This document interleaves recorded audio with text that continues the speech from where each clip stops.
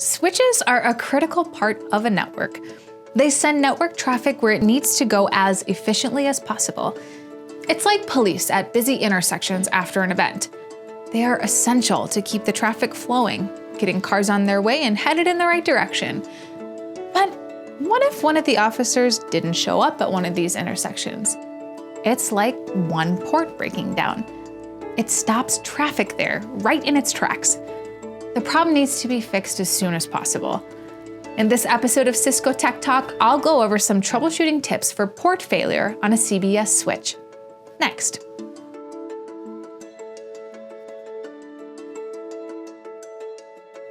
In this scenario, you can see an animation of a configured switch. Everything looks good. Ports 1 and 2 each have a PC connected to the switch with an Ethernet cable.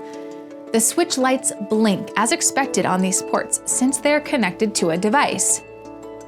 The next day, the light on port 2 stops blinking. This means there is no longer a connection between the switch and the PC. There are 4 possible points of failure to determine the issue that is causing the problem. First, it could be the device that's connected to the switch. Second, it could be the Ethernet cable cord has gone bad. Third, it could be the switch configuration. Or fourth, it could be the switch hardware, the port actually failing and being broken. To get to the root of the problem, there are some simple steps you can follow. Take a known working PC and an Ethernet cord. Move it over to port 2. If the port works, you know it's not the switch configuration and the port isn't physically broken. Therefore, it's most likely the Ethernet cable or the connected device. If it doesn't work, the light's still not on, you can check some configurations. Log into the web user interface of the switch. Navigate to port management and then port settings. Click that port and then the edit icon.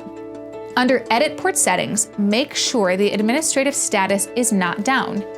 Next, navigate to security and then port security. Click the port and then the edit icon. In the Edit Port Security Interface Settings window, make sure the port wasn't locked or shut down from a security breach. One more place to look is under Port Management and then Error Recovery Settings. Here you can also see if port security shut the port down. How does any of this happen?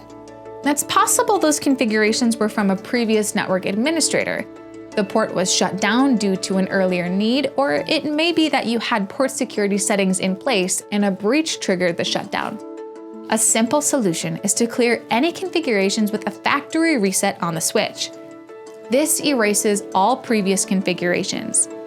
To do a factory reset, on the navigation pane, click Administration, Reboot, and then Restore to Factory Defaults. Click the Reboot button.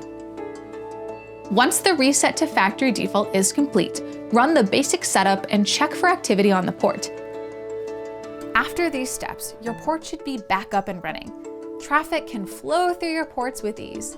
However, if these actions did not fix your issue, you may need to contact your Cisco partner for further assistance. Thanks for watching. I'll see you next time.